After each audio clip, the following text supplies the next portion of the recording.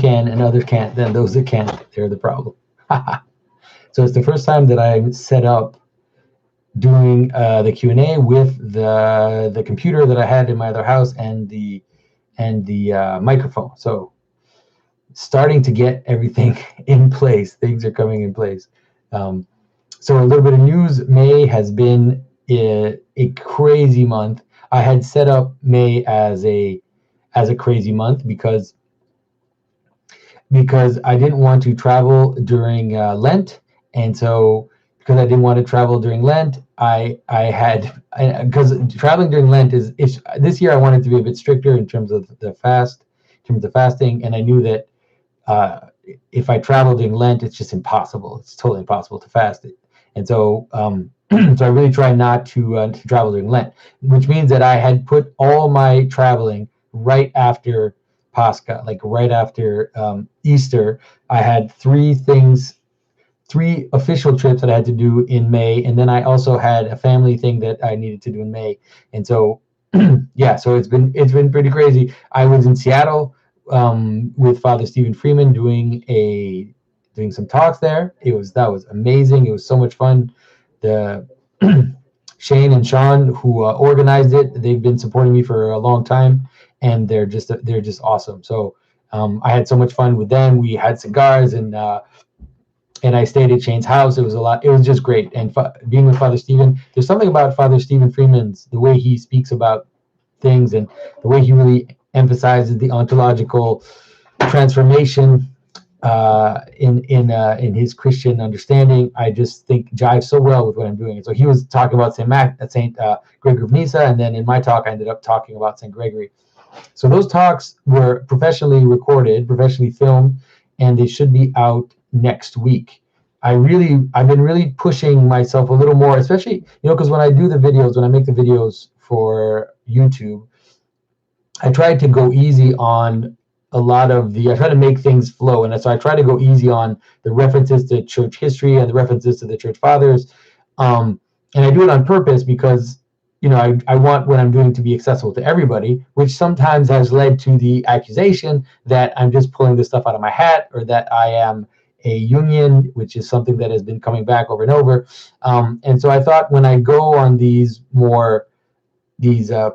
trips where I'm invited by churches or invited by more, let's say, church-related groups, then I'm going to lay it on a little more in terms of the references that I use.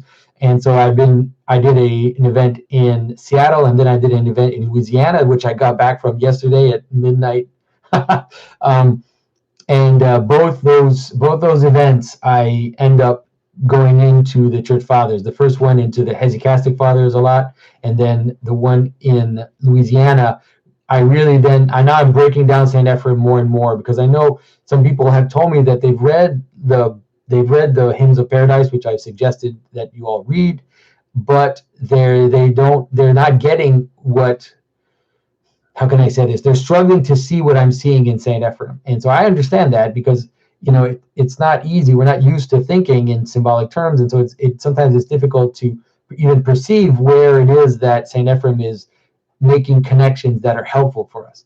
And so I'm going to put those up in the next few weeks. All of those talks are going to go up, so 4 different talks.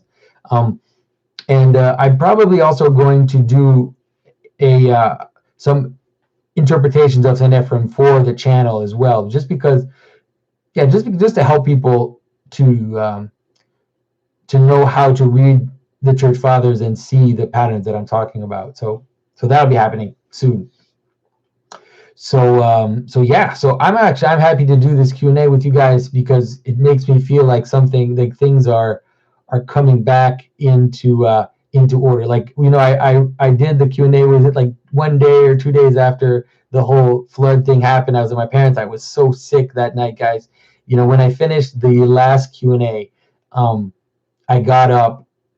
I got into the beat, and the adrenaline was really keeping me going. But then when I was finished, I got up and I started shaking like a leaf. When you're sick and you just have all this pain all over, and so I was just shaking and shaking, shaking. All I could do is to make it to the bed where I was sleeping and just plop down and pass out.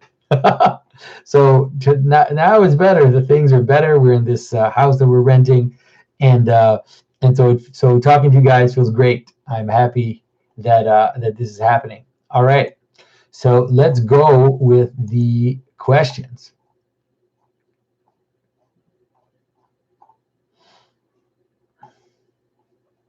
All right, so let's start with the Symbolic World website. So Jacob says, something I've struggled with. This is Jacob the Fool, as he is that he is known in the comments, Jacob Russell. Something I've struggled with understanding is what belief actually entails. It seems very limited to equate it to I know something exists. Scripture indicates, without looking closer at the Greek, it means something closer to leaning on or perhaps holding near. Does this relate to the heart or center, like you are bringing or remembering who Christ is in your inner secret place? You used it in an interesting way when talking about evolution. Did it happen? Sure. Do I believe in it? No, I don't believe in it. What's the Pageauian? Oh my goodness, Pageauian. You heard it here first, he says. What's the Pageauian way of relating to this word? Yeah, we need to find a better Pageauian. That's not good. We need to find a better way. All right, so I think that the best way to understand belief is trust. In the idea of faith. I think faith is probably the best way when we talk about belief in a Christian manner, and faith is trust.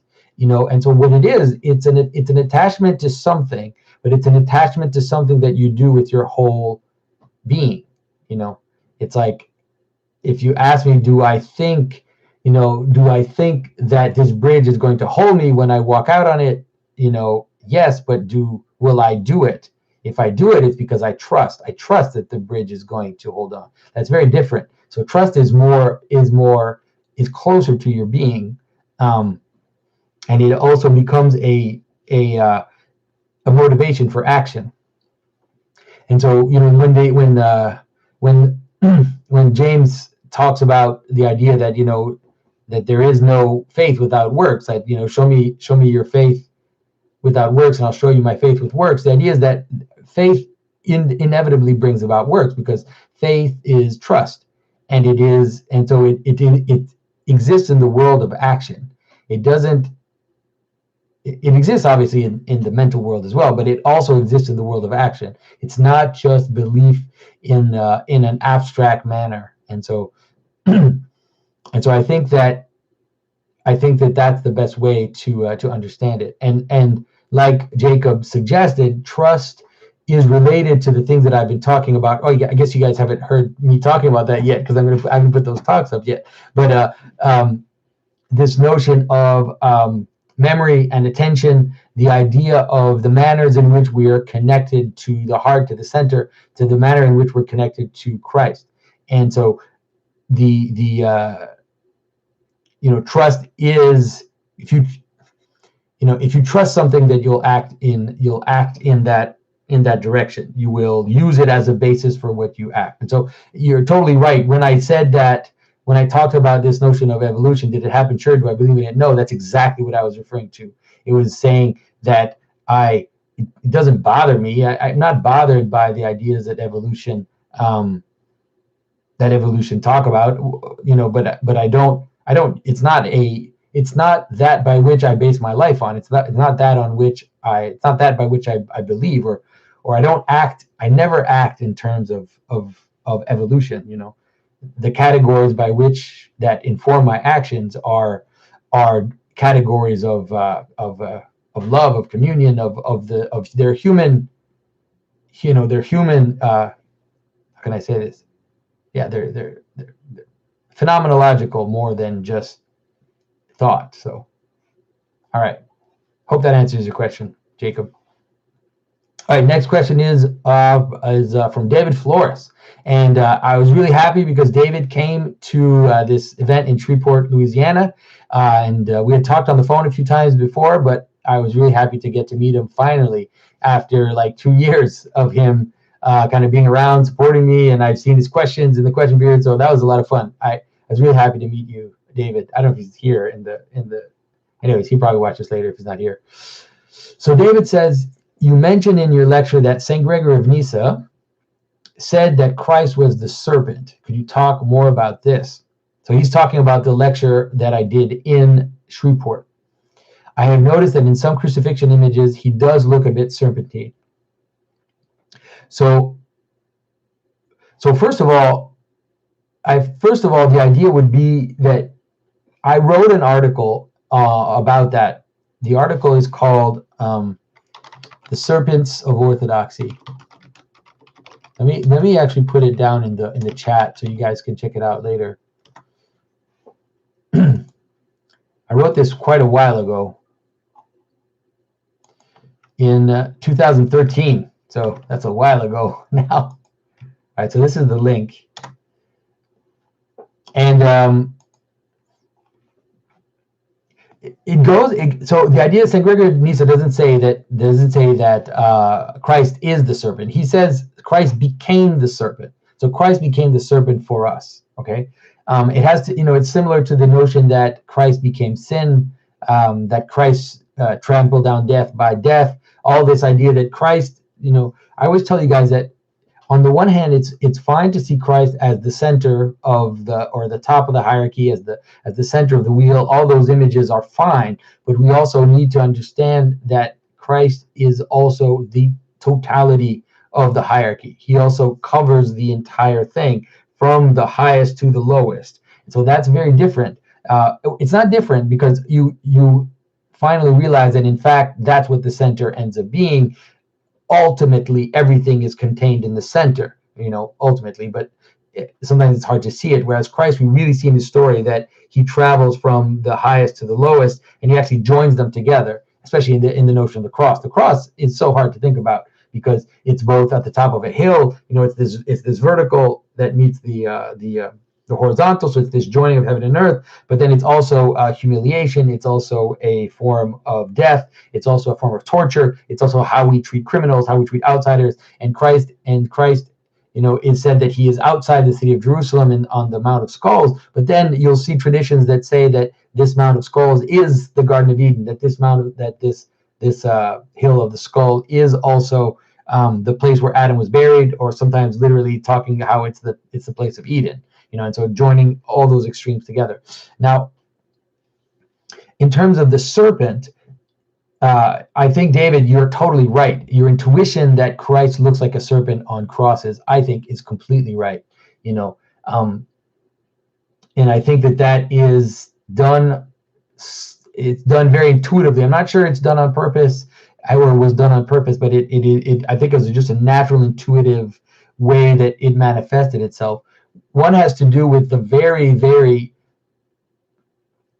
if you look at a vertical line with a swerve around it, like a dollar sign, or or the image of the medical image, the pharmaceutical image, those images of a vertical with a snake that goes up, like you see the serpent in the Garden of Eden. I think that, honestly, that geometric pattern is really, really written on our consciousness. I think that it is probably one of the most basic patterns that we have in us that we notice, like we notice faces, like we notice crosses, like we notice there are certain structures that we see, and they're very satisfying to us because they're very primordial. And I think that image of a vertical with a serpent is extremely primordial, because I think it is a way to represent everything, is that image. Because it's basically a vertical with a swerving, so it's a straight and a crooked, and it shows you what the crooked does, that it goes out but it comes back. So if you see the serpent going like that, it's also a cycle. You just you have to realize that the fact that it goes out and it comes back, you can understand it as a cycle. So if you imagine the serpent going around the tree, then you understand that it's a cycle, that it's a ladder, but it's also a cycle. So it's like this ascending cycle or descending cycle. Okay, so I think that's really probably one of the most primordial images. Now, in terms of Christ becoming the serpent, if you read the article, you'll see many examples where I point at that.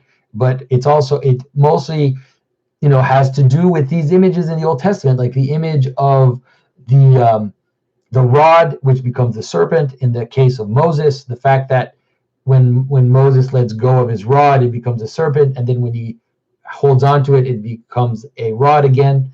Then it's also the image of the bronze serpent, where you have poisonous snakes which are biting below, and then taking the image of those snakes and putting it above deliberately becomes a healing mechanism. And so Christ even says that he is like the bronze serpent. He actually uses that analogy to talk about himself.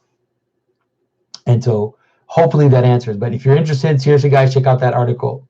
I don't write articles anymore. I don't have time, but I used to write a lot. If you guys want to get more symbolism, especially more Christian symbolism, I have dozens and dozens of articles that I wrote, between 2012 and 2016, I would say, or 2015, that you can find. All right, so DS Brew asks, would love to hear you talk about the symbol of Melchizedek. Who was, is he, and how can we understand his likeness to Christ? Melchizedek is a very, very strange figure, and there are many, many traditions which try to explain his role in the story. Let's say there are some traditions which say that Melchizedek is Shem, that he is the son of Noah, who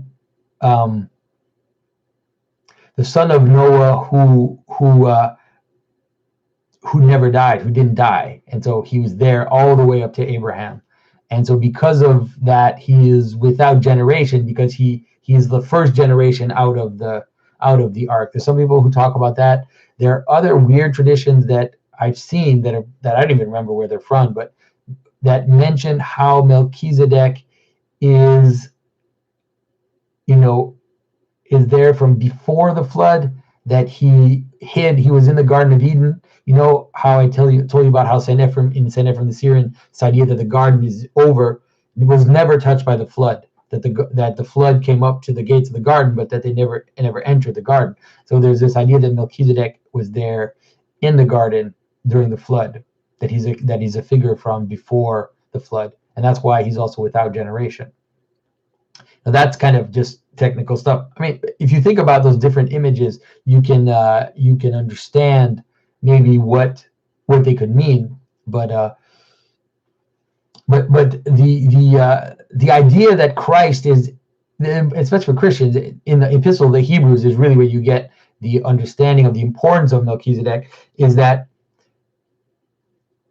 Melchizedek seems to represent a kind of pure spiritual figure, where there's no reference to him. He's just this figure who comes and who blesses, and his blessing is bread and wine. And it's interesting, because there's something about that which is it's kind of like bread and wine are they're the sacrifices of the agriculturalist. And so the Hebrews were pastoralists, and most of their sacrifices, not all, but most of their sacrifices are animal sacrifices, whereas Melchizedek brings the sacrifice of bread and wine. Some of you maybe don't even know who Melchizedek is, and I'm talking to you guys as if you do. Melchizedek appears in the Old Testament at a moment where Abraham is shown as a warlord, and Abraham helps. He defeats the enemies. I forget the name of the tribe. He defeats these enemies, and because of that, he receives the blessing of Melchizedek. Melchizedek is a priest king. He's a king who offers sacrifice, and he's very mysterious. It doesn't say much about him, but then in the Epistle of the Hebrews, it's suggested that Melchizedek has a higher authority than Abraham, because he blesses Abraham. And so it's like this idea that he is this higher figure. And you can see that he's an image of Christ, because he's a king and a priest, which only Christ is in that sense. If you look in the Old Testament, you don't get kings and priests. They don't go together. There's a separate separate, two separate castes. There's the priestly caste and a royal caste, and they don't mix. And in the times where, for example, there's a story of King Uzziah who goes into the temple and offers sacrifice, and because of that, he has leprosy because he acted in sacrilege. He tried to take for himself what was above him, kind of like Adam and Eve in the garden. Whereas Melchizedek seems to actually be above that distinction, above the distinction of earthly, political power and spiritual power. And so he joins them together, just like Christ joins them together. And he also offers bread and wine, which is this non-bloody sacrifice. But it also, bread and wine are also like the right hand and the left hand.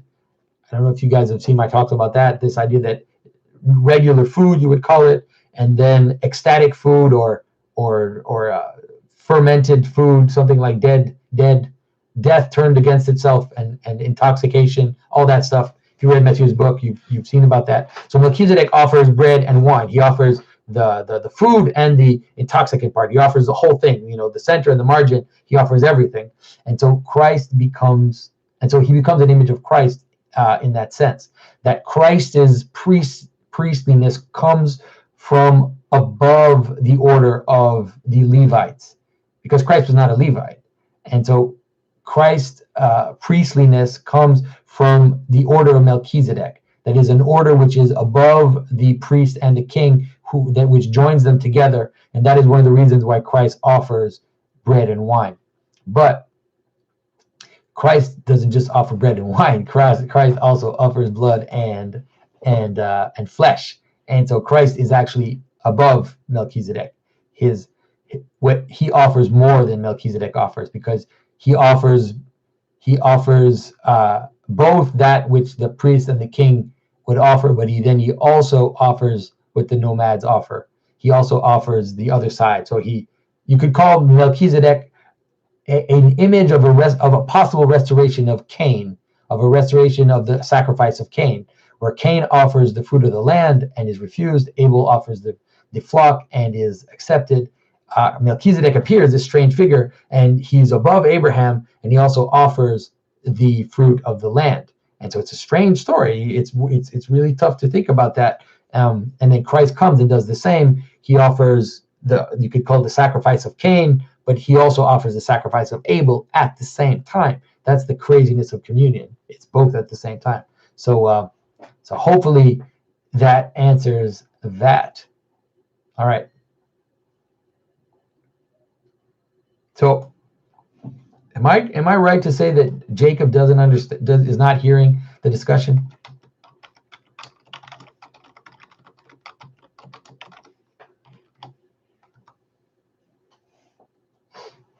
All right, I'm going to keep going and see if he answers. All right. So, next question. So, Connor Magger asks, Owen Benjamin often speaks of wizardry. For example, using words like racism, anti-Semitism, and Nazi have the effect of casting a spell. On the other hand, there are ways that the spells are broken.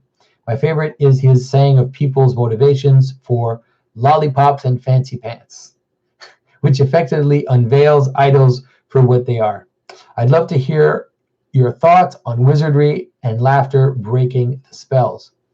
I'm still holding on hope of you two getting in touch and him coming to the church. I'd suggest leaving out some honey to draw him in, plus milk and wine.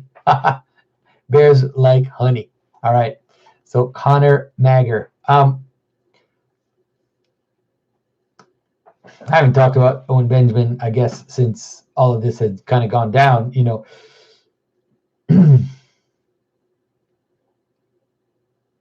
I don't really follow Owen Benjamin. I've watched a few of his videos. I kind of watched him go after Jordan Peterson, and I've seen him then turn on Joe Rogan and then turn on Alex Jones and then turn on, I don't know, did he turn on Steven Crowder? Maybe not. Maybe he did, maybe not. I don't know. I don't totally follow him. I've kind of seen him on the fringes and stuff. So I don't quite know what to think of him. I'm not sure what he's trying to do, and I'm not totally sure where he's going, is a good way to say that. I think he's.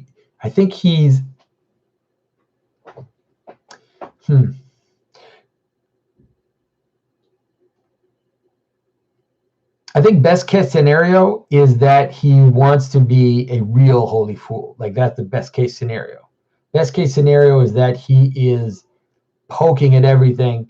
He's blowing everything up to show, like you said, like Connor, like you mentioned in your comments, the fact that we are, let's say, under psychological spells, you could say, that we have taboos, that we have things that box us in, that we have things that tell us what we're allowed to say, what we're allowed to think, and we don't realize that, or we're not totally conscious of that. And so he's trying to break that. That's maybe that's the best case. I don't want to go too far into what the worst case scenario could be, but let's just say this. I think that it's very easy to point out other people's wizardry, and I understand why he does that, and he sees it. I think he goes way too far. I think that he goes into the kind of conspiracy theory that I really dislike, which is this, there's a star in this movie with so many points. That's Masonic. This is Masonic. It shows that it's evil there. And he has this weird superficial vision of what symbolism is, where he's pointing out, details in stories and movies, and he's showing how, how this is satanic, that kind of stuff. I really, really dislike that a lot. But let's just look at, for example, the wizardry that he engages in, because he also has his own wizardry, and we all have our own wizardry.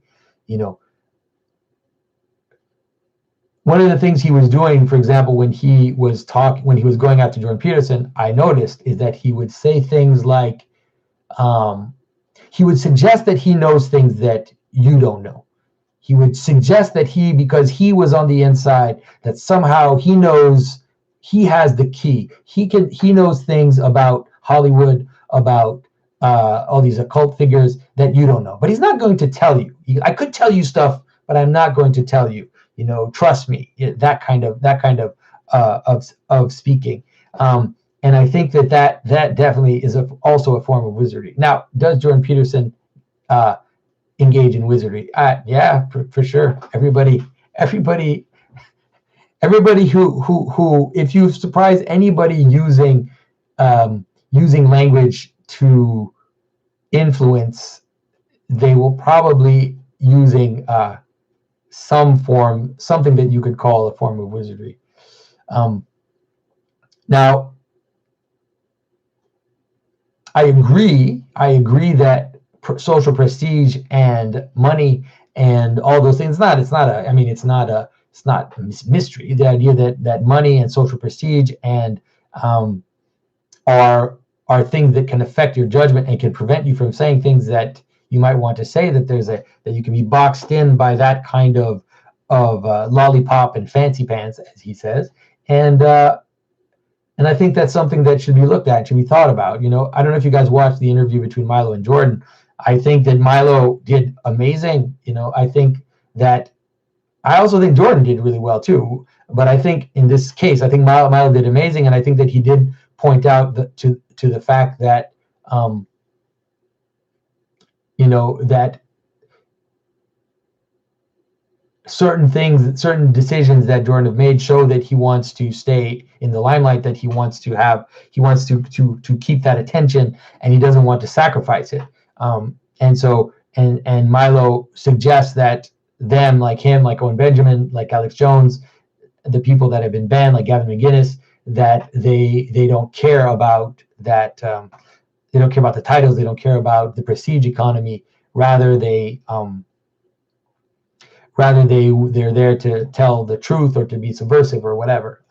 And fair enough. I think there's also something for being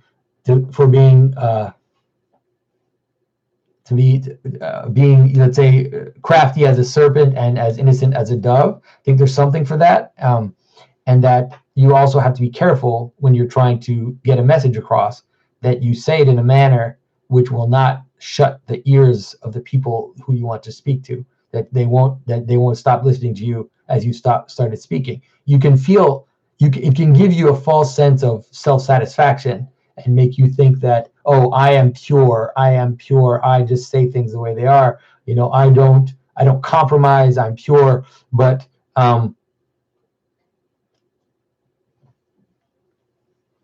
sometimes that can also be a form of pride as well, just as the other side could be a form of greed, and a form of desire to please. So,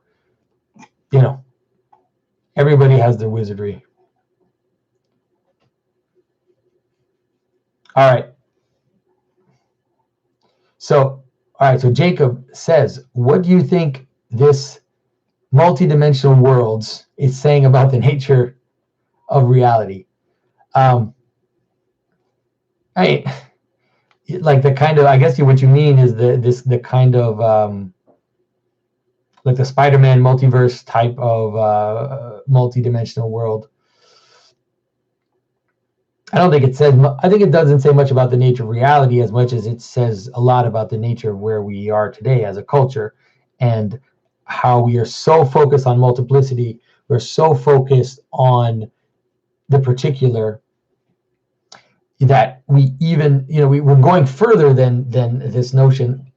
It's like, not only that we're focused on the world of multiplicity in terms of how it manifests itself in our world, but we want to go further into possibility. So imagine the ontological hierarchy, and you have identity in the center, and you have possibility on the edge, and so those two have to interact, right? And so you have an identity, but if the possibilities are limited, it's going to manifest itself in those particularities. Think of a tree, right? So you have a tree. If the tree is planted in very few possibilities, let's say planted in a rocky area, then that tree will grow as a tree, but it will maybe be smaller, maybe be more crooked, maybe the roots are going to be on the outside. Whereas if the tree is planted in firm normal ground, then it will have more possibility in terms of manifesting. And so what's happening in our world is that we've moved very much away from possibility, from identity, into possibility. We are fascinated by possibility. We're fascinated by the what if, fascinated by the well, what about that, and why not this as well. You hear that when you try to, let's say, explain the mystery of Christianity, or try to explain the path of Christianity, and someone, all they can think of is asking, yeah, but what about Buddhists, and what about these obscure, native rituals that I don't know anything about? What about those? Like, are they okay? Like, do they lead? Can they save someone? What about them? Are they saved? What about them? And it's like they're not trying. They care more about what's possible than what can be real in your life. And so this idea that going all the way out into now, not only being obsessed with possibility, is to be obsessed with extending that possibility into other possibilities that haven't even happened, or that won't happen, or that haven't happened. And so imagining that there are infinite amounts of worlds that manifest every single amount of every different, let's say, path that something could take at any moment of time, is that obsession, the obsession with this notion of possibility. And in the end, what it ends up being ends up being just a cheap version of God, because it's as if you realize that at some point we need the infinite. There is that at some point, if you do enough cosmology, and you do enough observing of how the world lays itself out, you need the infinite. And so in the end, the materialist will posit an infinite universe, and an absolute infinite universe with all infinite possibilities, infinitely there as manifest possibilities in an infinite universe. And that's the materialist answer to God in the end. The answer that we give is that if you now come back and you bring consciousness back into that portrayal, if you now do it understanding that you are a person who is in the world looking at the world, then you have to bring the personal back into your infinite. And you also have to see the personal as the point in which the infinite, comes together. There's no other way, because you don't have another life besides your own. And that also changes, that puts the infinite in a different light, let's say. It makes the infinite more akin to a person than just this massive, just a quantifiable, but infinitely quantifiable, layout of the universe. All right, hopefully that answers that. Let's see. Let's go to the Patreon questions.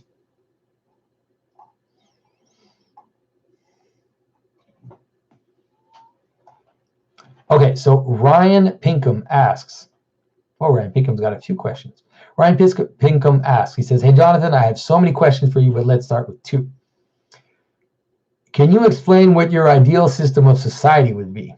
I've heard you say you're more of a medievalist or traditionalist. Can you explain what that means to you specifically? Like, are you a monarchist? Would you be in favor of a king? I feel like the more I look into it and past the common misconception about how every king was a tyrant, I start to feel like maybe it's actually the proper structure for life. Also, if you're in favor of a king, one absolute ruler, then why do you reject the Pope?" There's a lot of question in that one question. Well, I'll be totally honest with you. I really don't think the solution is political. And I think I've said this many times. I don't think that the solution to the problem is political. And so I try not to go too much into the political, because, to be honest, I don't know what the best society would be like in the context of our world right now. And so I think that the solution is spiritual, and I think that out of the spiritual will come down, or will, that the political system will lay itself out from the basis of a spiritual coming together. So I think that that's the way I see it. Now, I do think that the king, I would say that just intuitively, I would say that I believe in a form of aristocracy,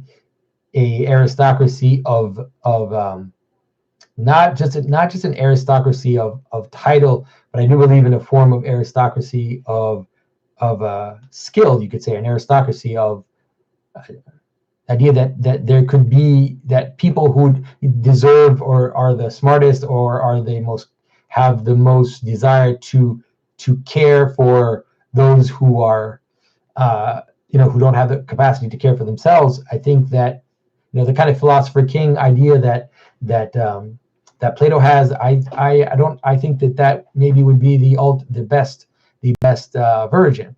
I'm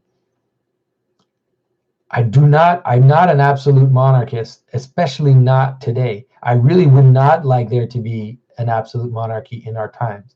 And the reason why is really the problem of technology. And that's just reality, is that in the Middle Ages, a king had, let's say, near absolute power, but very limited range. The king had to depend on an aristocratic system, which would balance out the power of the king. And so the king had to somewhat please his aristocrats, or else at some point his aristocrats would just kill him. And the aristocrats had to also somehow act justly towards the people who were under them, their soldiers, their hired knights, because those would also at some point, get rid of them as well. And the same goes down. The idea that the lower orders, don't revolt at some point if you don't treat them well, means that you don't know anything about history. And the revolution is not this idea that the grumbling of the people doesn't bubble up and start to throw off the people that are above, who are not doing what they should be, or who are problematic. And I'm not saying it justifies that. I'm not saying it's justified for the people to come up and start chopping heads, but the idea that doesn't happen means you don't know about the Nika revolt, and you don't know about the 13th century. 13th century France was a crazy time, and there were peasant revolts, and there was all this stuff going on. And so the problem today is that you could have a king who would have absolute power, and through technology could control our lives completely. And so I think it'd be very difficult for a king, an absolute monarch today, to not be a tyrant. I think it would just be almost impossible, unless it was Christ himself. I don't think it would be possible. So I don't really know what the solution is. I'm sorry, I'm disappointing you, but I think if you watch my videos enough today, for sure, I would say that for sure I'm not a Democrat in terms of how I believe that decisions should or are made. I don't think that democracy is good in itself. I think there's a form of democracy that is useful, in the sense that I think there needs to be a balance between let's say the leader who proposes, and the people who say amen, the people who say yes, we're going to follow you. I think there needs to be a balance in those two things. And so I think in that sense there needs to be some democratic element where the people have to say yes, the people have to manifest the will of the king. And they can't just do it out of force, because that doesn't work. It doesn't work. There has to be love between the king and the people, and that means that the king also has to be attentive to the needs of the people, and the people have to say yes. But yeah. So enough about that, because seriously, I'm probably getting into trouble already by talking about politics, because I really don't see that as the solution to the problem. So then, why do you reject the Pope?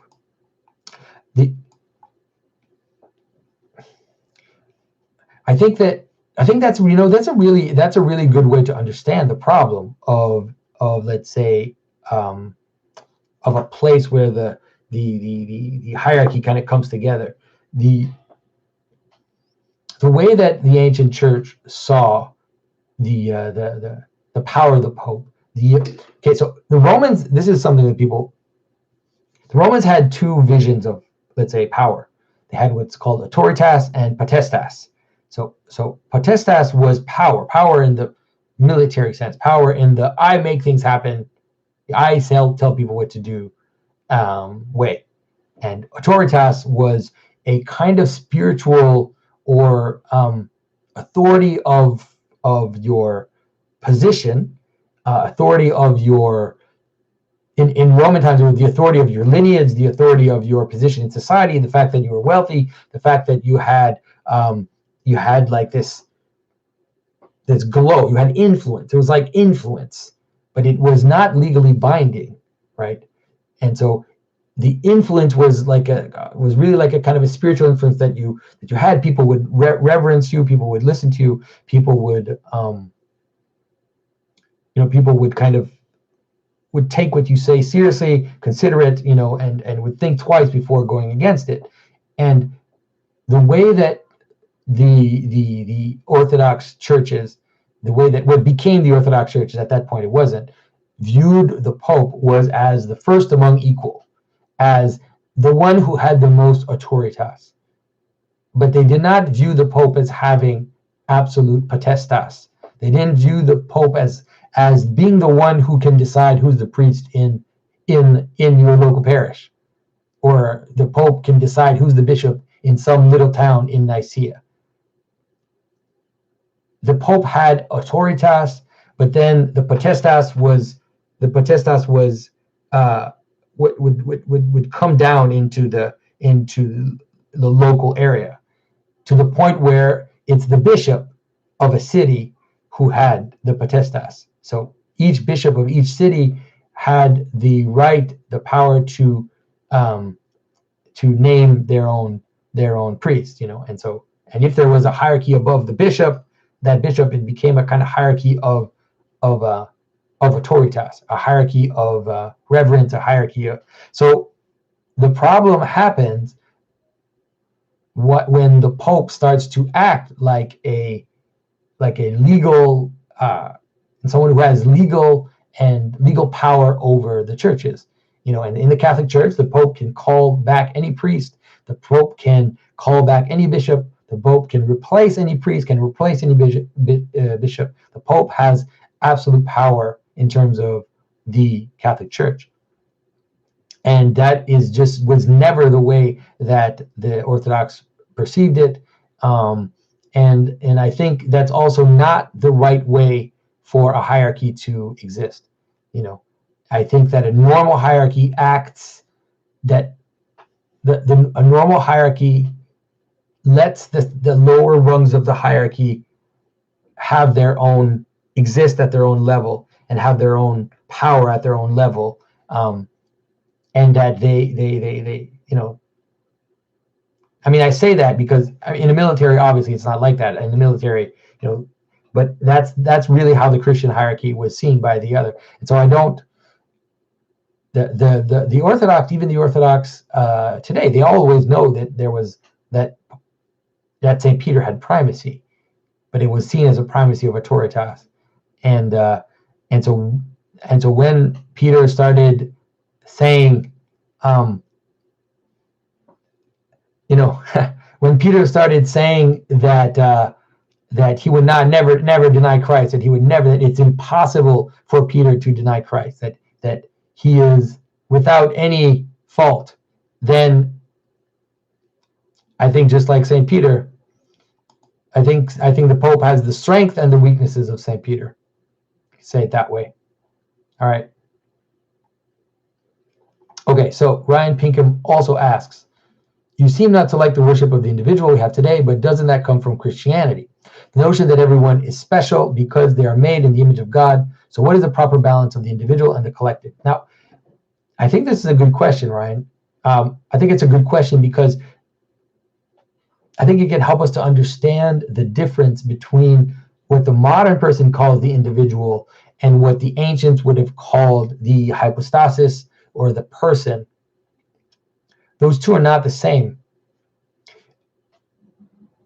The individual, as we understand it today, is the accumulation of your thoughts and your will and your emotions and your desires. Now, that is not how the person was seen in the Christian tradition. If you read the ascetic fathers, if you read the church fathers, they will literally say things like, "You are not your thoughts. You are not your will. You are not your desires. You are not those things." Right? You are. That is the you. The highest version of you is beyond that. And it actually comes right up to the idea that the higher version of you is actually God in you, which is the image of God in you, is the place where, it's the heart. It's the place where everything comes together, but also transcends all those other things.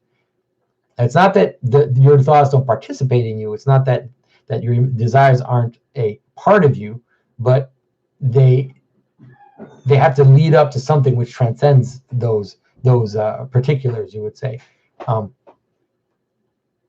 And so the problem is that if we look at the worship of the individual that we have today, what we are usually looking at is their personality, you know, is their personality, their capacity to succeed in the world, to make money, to be famous, to be funny, to be to have accomplished this, wrote some great novel or doing that, and that really is not at all Christian, right? If you look at, for example, you have the right version of that in the veneration of the saints. Now, if you look at the veneration of the saints, what we have is the veneration of the persons, because we venerate the saints to the extent that they resemble Christ and that they manifest Christ in a specific instance, in a particular context. That's their personhood. Like that's the highest form. And so although some people might think that it looks like the way that we talk about individuality today, it actually is not, because the veneration of the saints has to do with the manner in which those people are connected to Christ, rather than the manner in which those people stand out and are individuals which stand out next to the others. The reason why they stand out next to the others is to the extent in which they manifest the divine logos. And so, that's very different. And so what is the proper balance of the individual and the collective? In the notion of the Christian notion of the person, you actually see that, because the human person is seen as a hypostasis of human nature. Is seen as a particular instance of human nature. And so the idea is that as you will manifest Christ, you actually also end up manifesting the highest form of what the human nature is. And so you could say that your goal is to be the most human you can be, in the sense that as you manifest Christ in the world, you are also manifesting the fullness of humanity in your particular instance, right? So it's very different. And because we are instantiations of human nature, as we manifest that human nature and as we manifest Christ, you realize that you are nothing without communion. A person is a communal being. That is what we are. So one of the aspects of being a person is being in communion with the collective, you call it. But the collective is not the right word. The communion of the saints, the gathering in of the saints is a better way to see it. And so as we gather, as we approach the fullness of human nature, as we also approach Christ, then we also come closer to each other. And the more you become a person, the more you are one with your neighbor, the more you love your neighbor, the more you are connected to the people around you. And so those two things are actually not opposites at all. They actually come together. As you are becoming fully a person, you also become fully in communion with others. Yeah, exactly. To a point where all you see in others is, this is a saint's version, not there, obviously, but to a point where when you see others, when you look at others, all you see in them is Christ in them. You see them as these lights which manifest Christ. Even beyond their own foibles, even beyond their own sins, you end up in a place where you see everything as this communion which is extended from Christ and coming back to Christ. All right, hope that's answering. I don't know why tonight is like mystical night for some reason. I just keep using very mystical language. So hopefully I'm not freaking everybody out. All right, okay. So now we got a series of questions from Norm Grondin. So I think I understand how God is good or benevolent. But what I am still struggling with is, why does he need us? Why have us around? To argue that he is good and that he wants to share existence for its own sake seems to be a bit cheap or circular, or at least in how I'm conceptualizing it or understanding it. Wow, so you guys are really pushing me in the mystical stuff here, guys. This is probably shouldn't be talking about this as usual. So,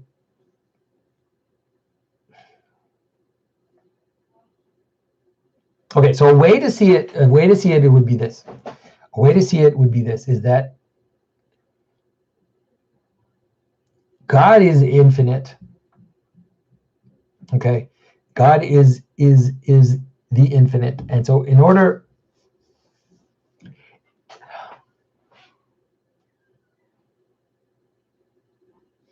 for the infinite to be infinite,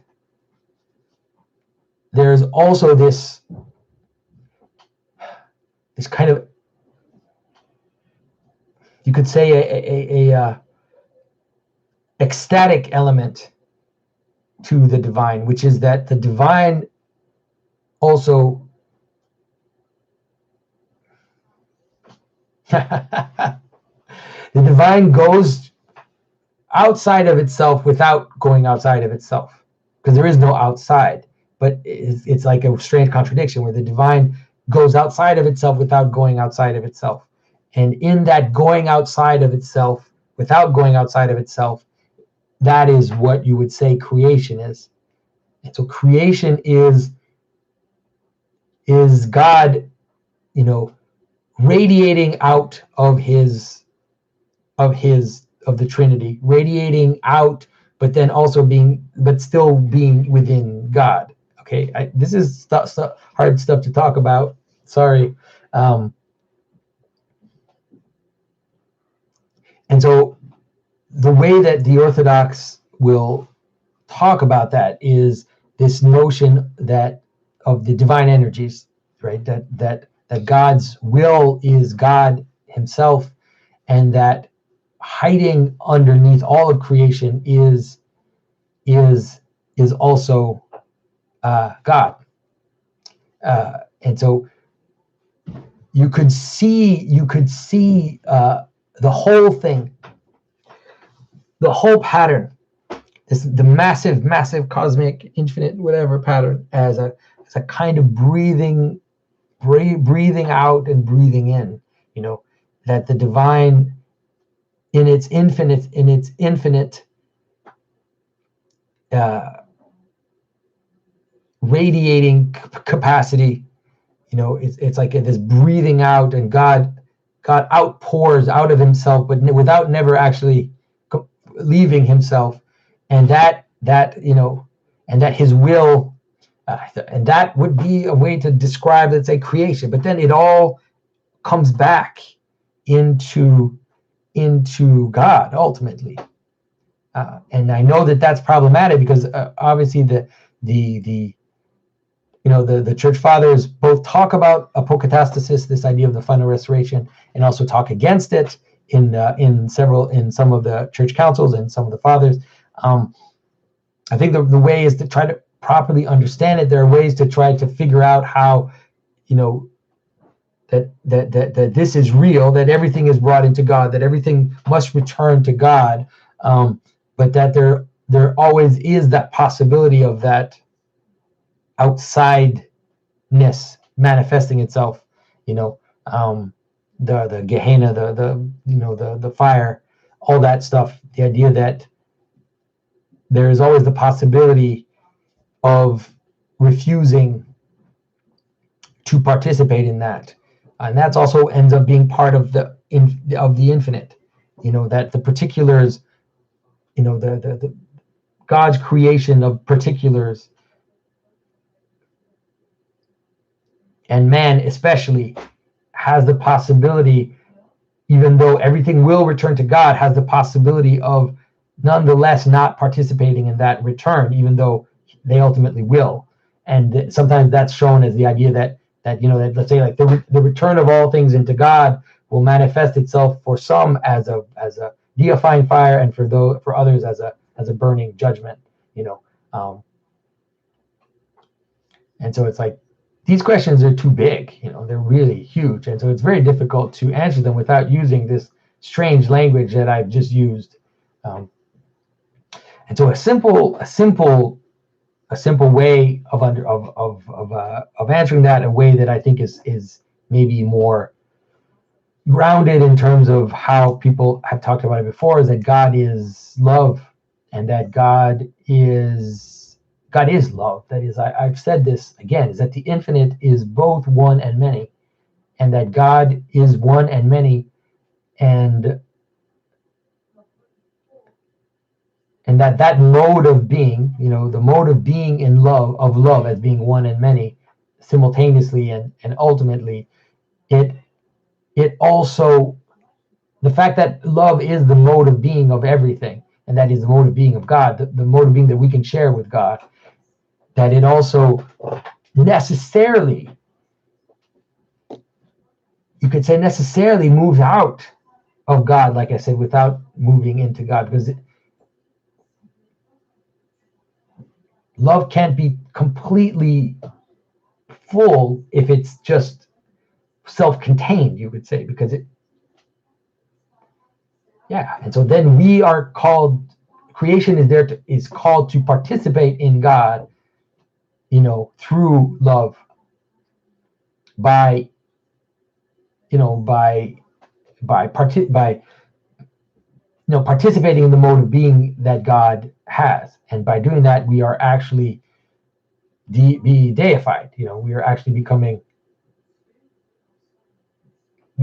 God, to the extent that that's possible. So Norma gives a precision to his question. He says he needs us to be one and many at the same time. Then yes, of course, that's what communion is. That's what the church is. That's what you are. That's what everything is. Everything is all one and many. That's the way to exist. That's the way for things to exist. There's no other way for things to exist besides being one and many. A joining of one and many. Anyways, that's the way I see it. All right, Norm Grondin says, is the end game of evangelization the eradication of all other religions and even denominations in Christianity? Say so that only Roman Catholics exist for existence. I don't know. Maybe that's the end game of some people who do evangelization. I think the end game of evangelization, in terms of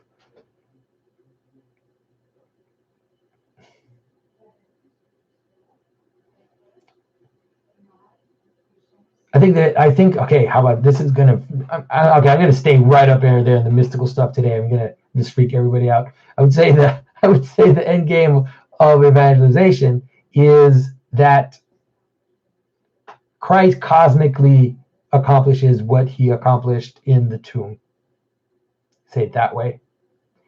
That as Christ went into death and reached the bottom of the ontological bottom of reality, and then brought it all to the Father, so too Christianity must reach the ends of the world, must reach the end of history, in order to connect everything to Christ.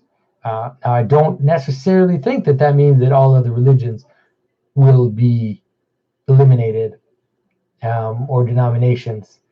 I think that we do have this image of eschatological return to unity, that is, in the eschaton, in this moment, which is the moment of moments, when Christ returns, like lightning from east to west, and fills the universe with his glory. I think that then, yes, there will be unity and multiplicity in balance. And so yeah.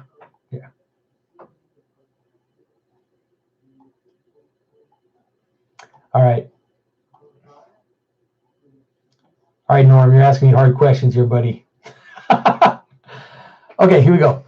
So Norm Godai asks again, in your Talk New Media Pundits, you spoke about the Superman story and the idea of an orb being dropped in the water with the waves rippling out. You spoke about returning to the center as the only option after everything has been turned upside down, a reboot, so to speak. You describe this orb, as JBP does, of rescuing your father from the belly of the whale. In your own words, a return of the Logos. I wonder, though, would it be fair to describe this orb instead as God, as a return to the origin? But maybe this is what you meant by Logos anyways. So I think that, I think that you could say that. I think that is the Logos, and I think the Logos is divine. I think that ultimately it's hard because the orb is this is a ball. It's a center. It's a pearl. It's a precious thing. It's also the locus of action. It's all that, and then you could say that the ball inside the ball inside the ball inside the ball, right? This invisible spark inside it is God Himself, like this divine spark. But we have to be careful because we usually don't have access to that direct. We have access to veiled versions of it. We have access to secondary versions, you could say, of the effect of that divine spark, which is hiding in the world. And so, so yes, it is a return to the origin, but that won't necessarily always manifest itself as as God directly. So, for example, finding the golden ball that's been dropped in the water could be you learning to respect your father, your own actual earthly father. Learn to reverence your own father, despite his foibles, despite his problems. Learn to see yourself as being ontologically dependent on him, and having reverence for your father in the world. The discovering the orb, can also be, focusing on truth and going down into the chaos and finding those things that are true and pulling them out of the water so that you can then act in a straight manner. Finding the golden ball can also be, discovering the thing that holds any group together.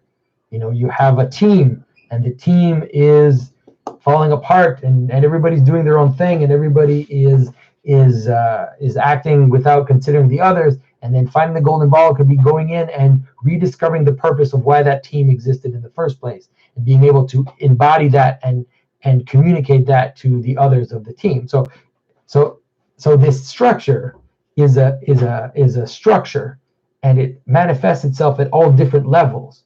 And then ultimately, like in the middle of the middle of the middle of the middle, yes, you're right. That is ultimately the divine spark. But like I said, be careful. We don't have access to that most of the time. Most of the time, we are dealing with secondary layers. All right. All right. Hope that makes sense. All right. So Norm asks one last question. Asked me if I've read Cormac McCarthy's The Sunset Limited, and no, I have not read that. So Mark Peters asked me, "Hello, Jonathan. You and your family are in my prayers. What did you mean when you said the Eastern Orthodoxy Thomas Aquinas as a pivotal figure leading to the synthesis?" Maybe I have the term wrong, but I got the sense that he represents something that further divides the Eastern and the Western Church. Maybe I misinterpreted something. I don't think that I've ever used the word synthesis to talk about Thomas Aquinas. I don't know enough about Aquinas. I've heard people tell me that he's really to blame, and other people tell me that he's not totally to blame, that later on in the development of his thought and of Thomism, that later people are to blame. But for sure, the 12th century is a key moment in the history of the church. As Eastern Orthodox, it's kind of easy, maybe too easy, to see that the schism happens, and then not very long afterwards, you see people like Occam and Aquinas and Duns Scotus, and people who start to pull apart incarnational thinking, would be the best way to understand it, to either make God too high up in separate God from the world so much that he becomes like an alien figure. You see that in Occam. And then someone told me that it's not actually there in Duns Scotus, but that in his followers later, I don't know, this idea that God is actually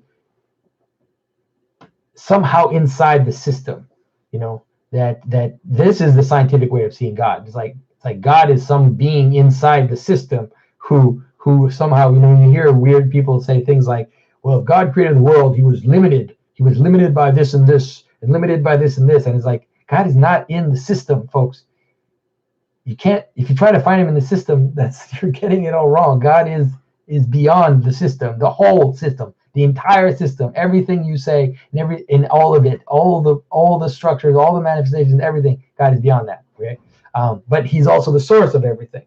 And I think, to me, that is when the synthesis starts to break apart. Is when you stop to have an idea that God is both completely transcendent and beyond all category, but then is also at the same time the source of everything, and is also hidden behind everything. And without the infinite, the world doesn't exist. So maybe, hopefully, that answers. All right, so Jonathan, do you have any bibliographical resources you can share on ancient symbolic language? I love your brother's books, but I don't know where hardly any of this material is coming from. I've read St. Ephrem Syrian's reflections of the book of Genesis and St. Gregory of Nyssa's Life of Moses. Well, I'd say you're doing pretty well.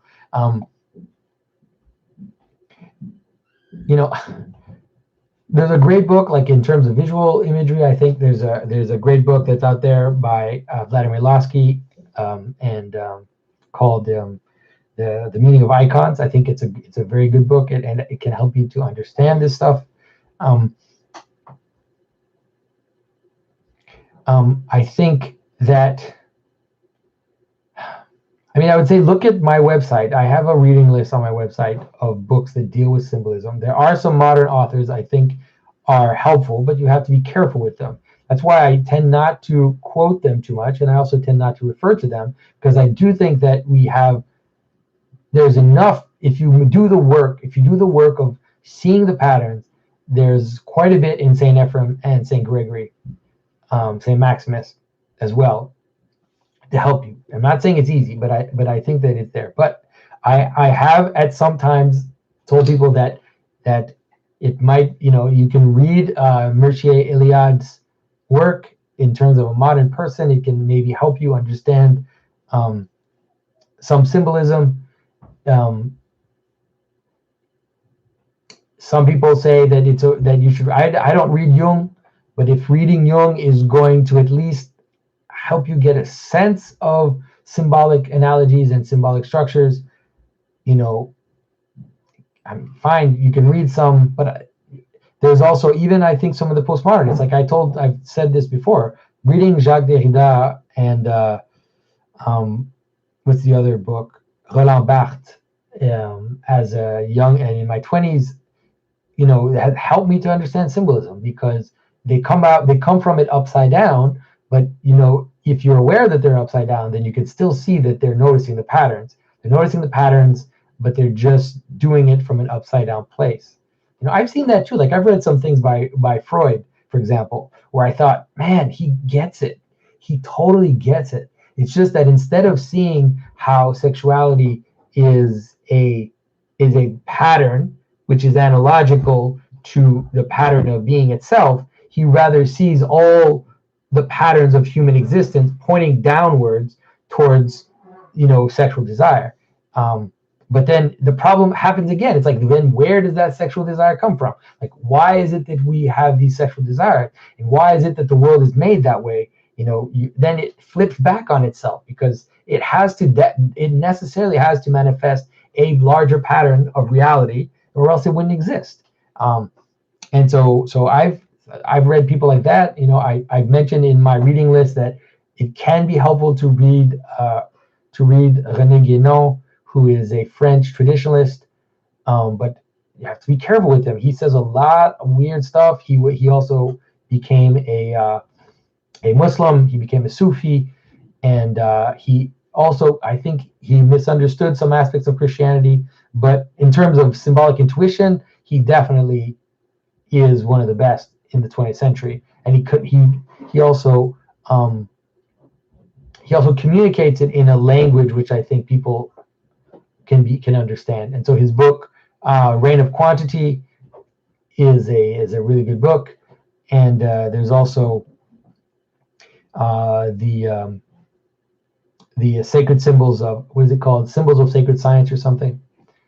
But I haven't read those books in a very long time, since my 20s, because I feel like I have enough. I find enough in the Bible and in the Fathers and in reading also extra biblical traditions to kind of help you see things that you didn't see when you read the Bible itself. So hopefully that helps. But I have a reading list, guys. You can check it out on my website. Right, 2 Corinthians, so Drew McMahon asks, in 2 Corinthians 13:5, the Apostle Paul asked the Corinthian believers, or do you not realize about yourselves that Jesus Christ is in you? This question of whether we are searching for something beyond ourselves or within ourselves continuously pops into my mind, and I'm wondering your thoughts. Thanks. So I think I kind of answered that question in the sense that Christ is in you. Of course Christ is in you. If Christ wasn't in you, you wouldn't exist. The divine logos is hidden in all things. The divine logos is hidden, is behind, is the divine, is a divine essence. The divine essences in the world participate, the logi participate in, are gathered into Christ. And so you could see it as the fact that all the essences, all the reasons for things in the world are gathered into the divine reason, the divine logos, the divine purpose, right? But that you could also see it as Christ is also hidden in every single thing, in every single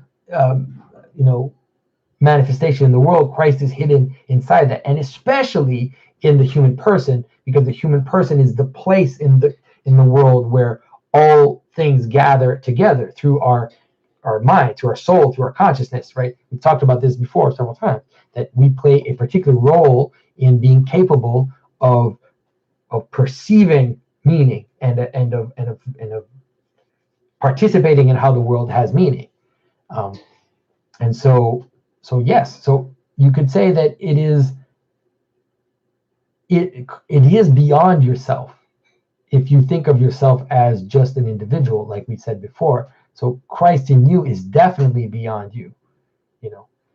Saint Isaac the Syrian talks about how he says, enter the chamber of your heart, and there you will find the celestial chamber, right? And there you will find the ladder by which you need to ascend in order to encounter God. And so it's like the movement that you're doing is an inward movement into yourself, as St. Gregory of Nyssa talks about, removing the garments of skin, removing the garments, removing this extraneous things. You're moving away from your thoughts, moving away from your desires, not identifying with them is the way to see it. Not identifying with your thoughts, your desires, your will, all of that, moving inwards and entering into the heart, as the hesychasts say. And then you find, ultimately you find Christ in you. But that doesn't mean that you're Christ. That's very important. It doesn't mean that you, Drew or Jonathan, that I am Christ. No, that's not what it means. It means that Christ is that which makes me exist, and is that which to which ultimately I am attached. Right? All right. Man, this talk, guys, seriously, what is going on with all the mystical stuff? All right, here we go. So last question. So from Tyson and Jessica Gabe. In 2 icons at our church, one of the mystical supper, the other of the hospitality of Abraham, there is a small dark rectangular hole depicted on the side of the table in each image. What is the significance of this? Let me see.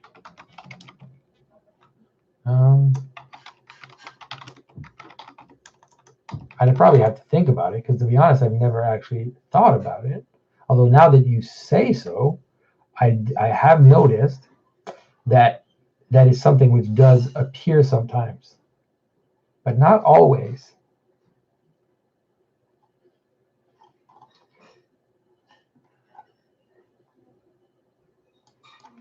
So to be honest, I would have to think about it, and I would also have to research it a little bit, because um, I'm not sure that that's what's necessarily going on.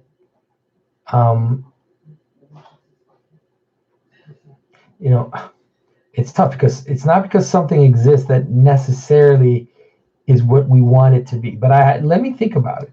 Is it there in Rublev's icon? Yes, it is there in Rublev's icon. So if it's there in Rublev's icon, I would think that it probably does have something. So let me think about it, because now you've definitely piqued my.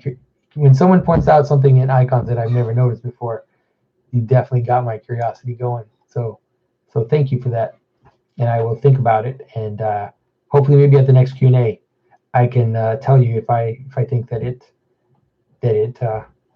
I've come to some conclusion, we could say. All right, guys. So it's nearly 10:30. Once again, I want to first of all, again, I want to thank everybody. So many people have come to our help. So many people have been sending money through PayPal or through the GoFundMe campaign. It has been overwhelmingly touching. I mean, I get emotional just thinking about, all these people kind of coming to help us. So all I can say is thank you so much. My family is so grateful to all of you who have been helping us. We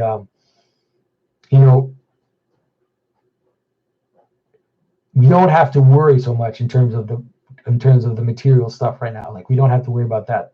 The chaos is still there, like to get our lives back together, and to know what's going to happen with our house, because we still don't know whether or not we'll be able to rebuild or not, or whatever. We don't know yet, but